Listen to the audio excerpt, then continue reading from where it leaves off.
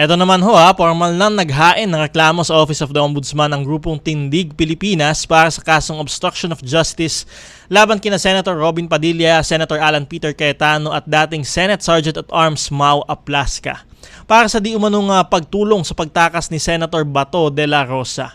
Kasalukuyan pa ding pinaghahanap si Senator De La Rosa na nahaharap sa kasong Crimes Against Humanity sa International Criminal Court o ICC para sa madugong war on drugs ni dating Pangulong Rodrigo Duterte. Para pag-usapan ng usaping yan, makakausap natin ang co-convener ng Tindig Pilipinas at Executive Director ng Ninoy and Cory Aquino Foundation na si Kiko Aquino D. Good morning, Sir Kiko. Welcome back sa Usaping Legal. Attorney Danny Galang po. Kayo ay napapakinggan sa Radyo Pilipinas at napapanood din ho sa PTV.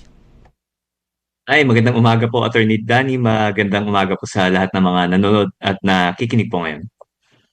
Sir, ito ho ano ho yung nagtulak ko sa inyong grupo para tuluyan na mag-file nitong kasong obstruction of justice laban kina Senator Robin Padilla at kay Senator Alan Peter Cayetano? Well, definitely yung mga naganap po noong May 13 and 14, no? So, I think tayong lahat po ay nabahala na talagang nagkaroon ng putukan sa loob ng Senado for the first time sa ating kasaysayan. At saka, hindi lang ito basta-bastang putukan, pero habang lumalabas yung mga detalye, talagang mukhang wala namang lehitimong threat dito sa kalagayan ng Senado.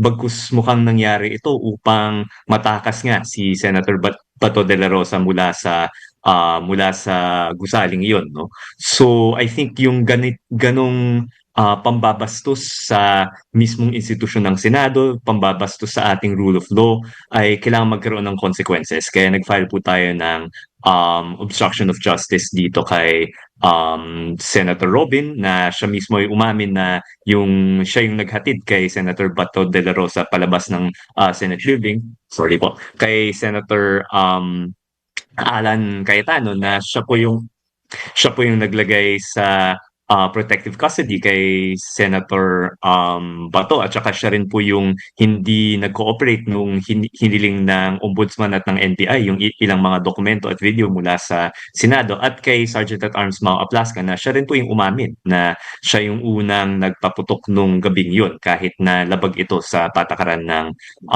security protocols po ng Sergeant at Arms. So kaya po tayo naghain ng kaso.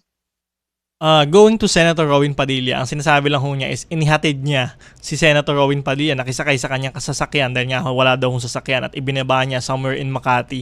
Ano ho yung reaction niyo dito ho dun sa main argument niyo, main defense ho niya na iyon? Well, alam naman po ng lahat na merong warrant laban kay Senator Bato, at di gaya ng interpretasyon ng iba, para po sa amin, yung warrant ng ICC ay parte ng soberanya ng Pilipinas. So, lehitimong warrant yan dito sa Pilipinas dahil kusa po tayong sumali sa ICC mula 2011 hanggang 2018, no? At saka mismong Korte Suprema yung nagsabi na kahit na umalis tayo ay committed pa rin tayo dito sa proseso ng ICC for crimes that occurred from 2011 to 2018. So walang excuse to say na walang warrant kay Senator Bato. Alam ni Senator Padilla na merong warrant ang ICC laban kay Senator Bato. Therefore, yung paghatid sa kanya ay parte ng obstruction of justice dahil iniwasan nila yung mga nag-aaresto kay Senator Bato. So I don't think, I think yung mismong pag-amin niya parang it's further evidence na talaga nagkaroon ng obstruction of justice. Ito, nagpadala din ho yung grupo ho ninyo ng kopya ng complaint nga ho sa ICC or International Criminal Court. Ano ho ba yung gusto nga mangyari ng inyong grupo? Bakit ho kayo nagpadala din ho ng kopya dito sa ICC? Yun naman po ay for information and really for courtesy lang po, dahil nga yung obstruction of justice case natin ay may kinalaman dito nga sa warrant ng ICC. Sinend lang po namin ito sa kanila for information, for courtesy.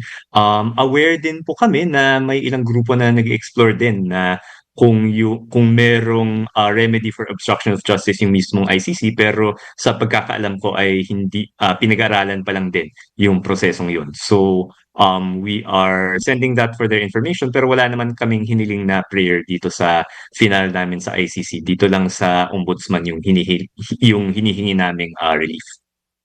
Alright, and nagsimula ho yung lahat ng gulong na nangyayari ngayon sa Senado. Nung nagpakita si Senator Bato de la Rosa, naihalal ho si Senator Alan Peter Cayetano dahil naging crucial ho yung vote niya. No? Ano ho yung reaction nyo ngayon sa nangyayaring power struggle ho dito sa Senado? Naging talagang magulo na ho itong Senado this past few weeks. Well, I think, siguro sa isang level 'no, parang since nagtuturo din po ako ng political science, medyo naintindihan ko po na talagang magiging magulo yung Senado natin after the midterm 'no, after 2025. Kasi nga, dahil sa komposisyon nito, kahit sino kung ayaw nila yung nangyayari pwede silang manggulo, eh. May dalawa kang Cayetano diyan, may dalawa kang Villar, may sa kabilang banda may dalawa kang Tulfo, 'di ba? May solid block ka ng Duterte na na 4 o 5. Meron kang pink opposition na 3. Tapos ngayon meron kang solid Soto block na 11 na. So kahit sino yung magsabi nun na, "Ops, ayoko na yung nangyayari," pwede nilang ipawiin yung boto nila sa majority at saka magkakagulo na naman, no? So, mukhang vacated na nga po yung Senate President natin at saka in all likelihood baka si Sherwin Gatchalian yung magiging bagong Senate President. Pero hindi ako magtataka kung si Senator Sherwin ay hindi yung huling Senate President bago mag 2028, no? So talagang dahil nga sa composition ng ating Senado ay magkakagulo talaga. That being said, malinaw na yung mga nangyari these last 3 weeks, this last month, ay beyond the pale, no? Parang hindi lang karaniwang pagtutulak ng pansariling interes yung nangyari, no? So yung pambabaril sa Senado noong May 11 to 13, yung pag-absent ng majority na katakataka, kung majority nga sila, dapat kaya nilang gawin yung gusto nilang gawin, pero nag-absent sila. And then yung parang mukhang may peking Blue Ribbon Committee, magkakatotoong Blue Ribbon Committee sa Monday, medyo kakaibang level na to, no? So parang ang tingin ko po ay kung kung ayaw natin yung nakikita natin at saka base nga sa pagsusuri ko ay nakikita natin 'to dahil sa mga hinalal noong 2025 at pati na rin noong 2022. Yung pinaka-relyebo natin or yung pinaka-relief natin ay sa 2028 dapat nating talikuran yung mga senador na 'to, yung mga inuuna nila yung pansariling interes kaysa sa kapakanan ng bansa. Kailangan natin silang talikuran pagdating sa 2028. Alright, oo nga, na-mention nyo nga ho, they have the numbers pero hindi sila nagpapakita bakit sila natatakot na pumunta sa sesyon. Ito ho, no, isa din ho kayo sa mga nagsusulong ng impeachment ni VP Sara Duterte. So, ano hong reaction ninyo na nagkakagulo ngayon sa Senado? Baka ho hindi matuloy yung impeachment trial ni VP Sara? Baka maka-apekto ho ito doon sa dapat na mangyayaring trial? Well, I think ano ho, eh, masyadong swak yung timing 'no. So, nagsimula itong lahat noong May 11 nung inakyat ng House of Representatives yung impeachment complaint laban kay VP Sara sa Senado 'no. Ako ang mahalaga ay matuloy yung impeachment 'no. So, ako kung si Senator Alan man o kung sino mang bagong Senate President, baka si Senator Gatchalian, yung magiging presiding officer dito sa impeachment. Ako, basta matuloy yung impeachment, yun yung mahalaga, no? Pero siguro, sana makita ng ating mga kababayan na ano-ano yung ginagawa tuwing inaakyat yung impeachment ni VP Sara sa Senado last year. Pilit na hindi inintindi yung ibig sabihin ng forthwith ng dating Senate majority.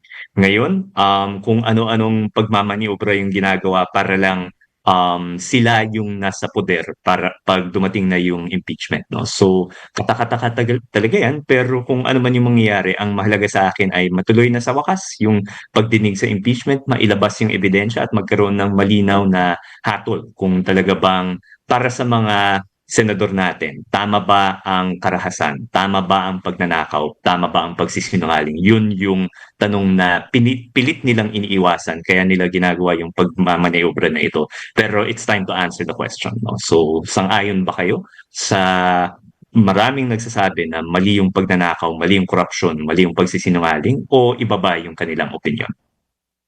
Alright, malinaw ho yan, and also not to mention yung pagbabanta nga din ho, no? Panghuli na lamang ho, Mr. Kiko Aquino, may mensahe ho ba kayo kay Senator Bato de la Rosa at dun ho sa kanya mga taga-suporta na naniniwala pa din na dapat ho ay hindi ho siya ibigay sa ICC at dapat ho sa lokal na korte daw ho siya litisin? Nakuha niyo na po yung gusto ninyo, no? Umalis na nga yung Pilipinas sa ICC. Hindi ako sang-ayon doon. Gusto kong bumalik sa ICC dahil para sa akin, pandaigdigang concern, yung karapatang pantao at saka yung crimes against humanity. Pero, yun, nakuha niyo na po yung gusto niyo. Umalis na nga po tayo doon. Pero, sinabi pa rin ng Korte Suprema na para sa period na kasama pa rin tayo sa ICC, mula 2011 to 2018, ay kailangan pa rin tayo sumunod dito sa mga warrants nila, no? So, ako, fair is fair, no? So ako, kung gusto kong litisin yung mga ginawa ni President Duterte mula 2019 hanggang 2022 at marami pa ring patayan ang nangyari nung panahong iyon, hindi na ako makakapunta sa ICC. Dito sa local courts lang ako makakapunta. Pero to be fair, no? Kung naniniwala kayo na sovereign yung Pilipinas, sovereign decision ng Pilipinas ang sumali sa ICC mula 2011 to 2018. So sana kilahok kayo dito. The same way na kami ay nakikilahok sa kasalukuyang sistema kahit nung panahon man ni Duterte o ni Marcos, kahit na hindi kami sumasang-ayon sa karamihan ng mga desisyon nila. Alright, malinaw ho yan. Maraming salamat ho sa inyong oras, Mr. Kiko Aquino D. Thank you very much po, Attorney Danny. Thank you very much po sa lahat ng mga nanonood at nakikinig po ngayon.